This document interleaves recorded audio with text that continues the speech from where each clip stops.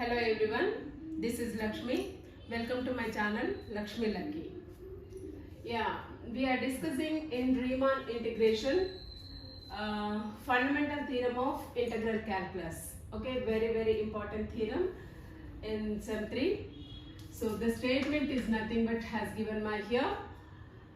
If f is Riemann integrable a comma b, f belongs to R of a comma b means f is Riemann integrable on closed interval a comma b, and f is nothing but primitive of f on closed interval a comma b, then we need to prove here this condition: integral a to b f of x dx is equal to f of b minus f of a. So here what has given in the statement ma, f is Riemann integrable. Riemann integrable means it should be satisfies upper Riemann integrable as well as lower Riemann integrable, right? No? So then only f is Riemann integrable we can say, and capital F is nothing but here given ma, primitive of here small f. Primitive is nothing but antiderivative of given function. Okay, so that's what we are taking here. Capital F is nothing but antiderivative of the function small f on the interval a comma b only. So by using these conditions we need to prove integral a to b f of x dx should be is equal to f of b minus f of a. Okay, now here f is nothing but primitive of f on closed interval a comma b. Now only we are saying no, capital F is nothing but primitive of here small f means this is the antiderivative of the function f on the corresponding interval a comma b, and primitive condition is nothing but here antiderivative I am saying no, f dash of x is nothing but equal to f of x, where x is nothing but lies between a and b. So x belongs to closed interval a comma b means it lies between a and b. That means ma, a is less than or equal to x is less than or equal to b. This means so x always lies between a and b only. Okay, and now we'll consider here already f is nothing but Riemann integrable. Now we have to take definitely partition, right? No, so you should consider a partition. P is nothing but the set of all those elements of A is equal initial value x0, x1, x2, so on xn. That should be is equal to B. You should take ma. This is the partition on this interval a comma b. Okay, and f is nothing but differentiable on closed interval a comma b. It is differentiable on closed interval a comma b means it is differentiable on each subinterval on closed interval rth interval ma. That is IR is equal to XR minus 1 comma XR. This is the subinterval of the closed interval a comma b only. So function f is differentiable on this interval means it is also differentiable on each subinterval XR minus 1 comma XR. That means R values from where to where 1 to n terms, right? No, so that means you should substitute instead of R, x is equal to R equal to 1. That means ma 1 minus 1 here 1. So x0 comma x1 will come first if R is equal to 1 means. If R equal to 2 means ma 2 minus 1 is 1, x1 comma x2. That so on xn minus xn minus 1 comma xn. In between this rth interval will come. Okay, so that means this function is nothing but differentiable on each subinterval. Okay, and here we are applying LMB means ma Lagrange's mean value theorem. Lagrange's mean value theorem to the function f on each subinterval IR. Okay, in this rth interval we'll apply the Lagrange's mean value theorem. So here what is the Lagrange's mean value theorem? I'll say f is nothing but continuous on closed interval a comma b. Okay, the function f is a mapping from closed interval a comma b to R. The function f is continuous on closed interval a comma b, and f is differentiable on open interval a comma b.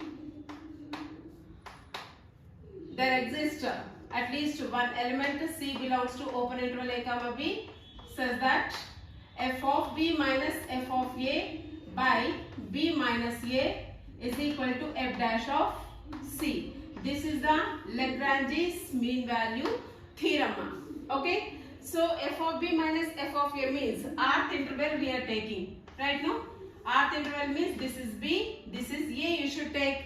So that only we are applying ma. Here f of b minus f of a means f of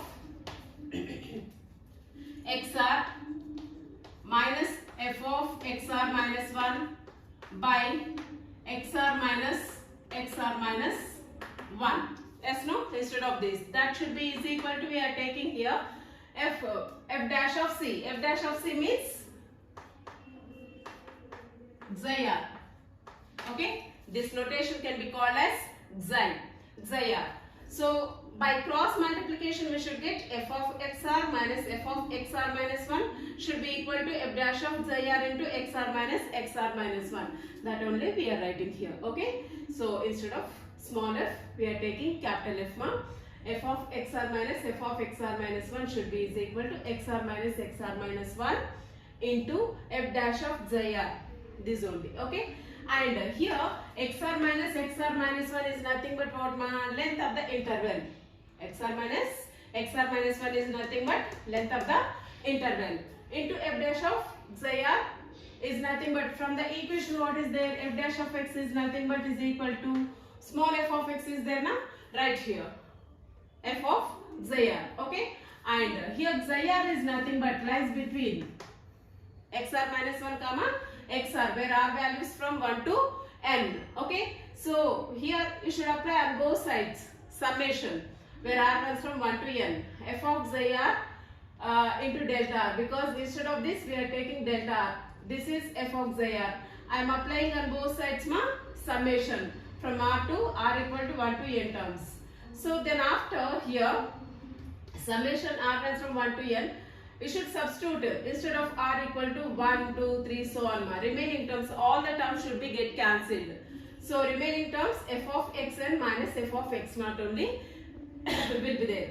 So xn is nothing but here from the partition B, and x naught is nothing but ma from the partition A. So f of B minus f of A. Okay, so that means you should apply the limit on both sides for this.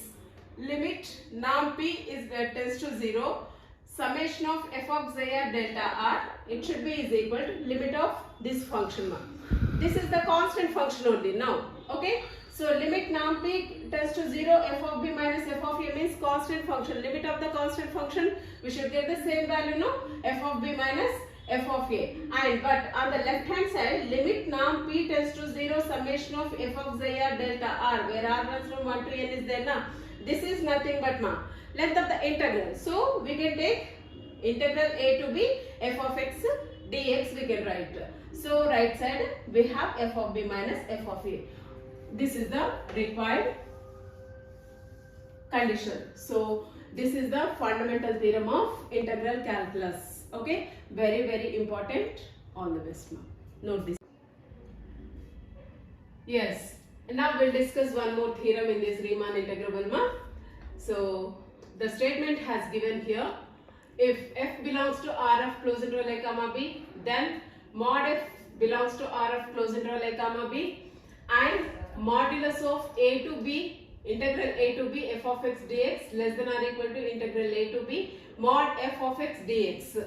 This has given ma. So f belongs to R of closed interval a comma b means this function is Riemann integrable on closed interval a comma b, right now. And here modulus f means ma, yeah, this is also absolute condition. It is also nothing but Riemann integrable on closed interval a comma b. Then if it should be satisfies these conditions, we'll prove this modulus of integral a to b f of x dx less than or equal to integral a to b mod f of x dx. Okay, that will prove. From the statement, f is nothing but what has given, it is Riemann integrable on closed interval a comma b, right now. So every Riemann integrable is nothing but satisfies the boundedness condition. So f is nothing but bounded on closed interval a comma b you should take.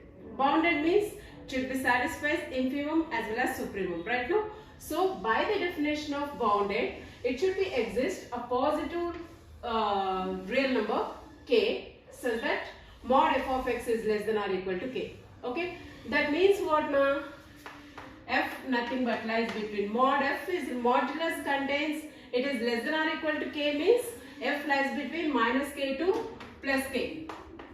This means minus k is nothing but infimum. Okay, plus k is nothing but supremum. Are you following me? So the function lies between infimum and supremum. Right now? So that is nothing but we are simply writing modulus f of x less than or equal to k, where x is nothing but obviously element in a close interval a comma b only. And mod f of x is also less than or equal to x k, where x belongs to close interval a comma b. So mod f is nothing but we can say bounded on close interval a comma b. Okay? Anyway, since from the statement f is nothing but integrable on close interval a comma b is there. Right now, by the definition of integrable, given epsilon is greater than 0, there exists a partition p on close interval a comma b. That means this is partition defined on the set of all those elements of a is equal to x naught, x1, x2, so on, xn, that should be is equal to b. Yes, no? This is nothing but defined on close interval a comma b only. So says that here already we proved one theorem, necessary and sufficient condition, right now. So UFP minus LFP is less than epsilon. If f is Riemann integrable, then we proved this condition. Okay. Anyway, very important theorem that. And now here by using this one, let MR, small mr, capital MR, these two are infimum and supremum of the function f on the interval, rth interval, xr minus 1 comma xr. This xr minus 1 comma xr is nothing but what? It is the subinterval on close interval a comma b. Is it? So here, yeah. So xr minus 1 comma xr means mod of f of mod, the whole modulus we should take, ma. The whole modulus of mod f of alpha minus mod f of beta. That should be is equal to modulus of f of alpha minus modulus of f of beta we can write. Okay. It is less than or equal to modulus of this modulus of modulus is there. So simple mod, a single modulus we can take. So mod of f of alpha minus f of beta. Okay. So this means capital MR dash minus small mr dash. Here capital MR dash to small mr dash. These two are also infimum and supremum on the function modulus of f on the rth interval only, where r values lies between 1 to n terms. Okay. Here alpha and beta are nothing but elements in rth interval, IR. Okay. That's what we are taking modulus difference between these two functions. Okay. Anyway, here this means capital MR dash minus small mr dash less than or equal to here small mr minus capital MR minus small mr, where r values 1 to n terms. That means what? UFP, f is nothing but absolute condition, modulus of f you should take, mod f comma p minus L mod f comma p, it is nothing but equal to, because should apply the summation on both sides, where r values from 1 to n terms. That condition we can write UFP minus LFP. Okay. And on the right hand side also summation mr dash minus small mr dash into delta r. Delta r is nothing but length of the interval. So that can be written as capital MR minus small mr into delta r. That means here yes, because capital MR dash minus small mr dash less than or equal to what is there here? Capital MR minus small mr. Instead of this we are taking, and small mr dash it can be split this summation of capital MR delta r minus summation r runs from 1 to n small mr delta r. Here also r runs from 1 to n. So capital MR delta r is nothing but instead of this we can write UFP. Yes, no? Upper Riemann sum minus small mr delta r is nothing but LFP. This is the lower Riemann sum. So instead of this UFP minus LFP we can write. And from the equation what is there? UFP minus LFP is less than epsilon. So instead of this write here less than epsilon. So this means what here satisfies this condition, no? So mod f, what we can say? It is nothing but Riemann integrable on closed interval a comma b. From the condition 1, equation 1, we proved here mod f is nothing but Riemann integrable. Okay, we'll continue. Yes, now we proved here mod f is nothing but Riemann integrable on closed interval a comma b, right now? So that means mod f is nothing but maximum of the functions set of all f and minus f we can take. That means if it is positive, mod f of x is less than or equal to mod of f of x also, or it can be written as mod f of x, okay, and minus f of x is less than or equal to, because modulus contains negative and positives. Negative also should become positive, right now? So that's what here minus f of x less than or equal to mod f of x we can write. That should be is equal to mod f of x. In both the cases, x is nothing but lies between a and b only. That is the element in closed interval a comma b. Okay. So here integral, that means integral a to b f of x dx less than or equal to integral a to b mod f of x dx we can write, make this equation 2, and as well as integral a to b we are applying integration for these two conditions okay. Integral a to b minus f of x dx less than or equal to integral a to b mod f of x dx, right now, and here modulus inside of the integral is there, we'll take outside of the integral, minus integral a to b f of x dx, okay. It is less than or equal to, as it is, write down. From these two equations we should get here the whole modulus of integral a to b f of x dx less than or equal to integral a to b mod f of x dx, because why we are taking the whole modulus on the left hand side because here positive, from the equation it is positive is there. From the third equation here minus integral a to b f of x dx is there. So modulus means it should be contains both the signs, negative as well as positive, right now. So that's what I am applying the whole modulus on the left hand side, a to b f of x dx less than or equal to, on the right hand side we have the same condition in both the equations, right now. This is the concept of the theorem, okay. Note this theorem.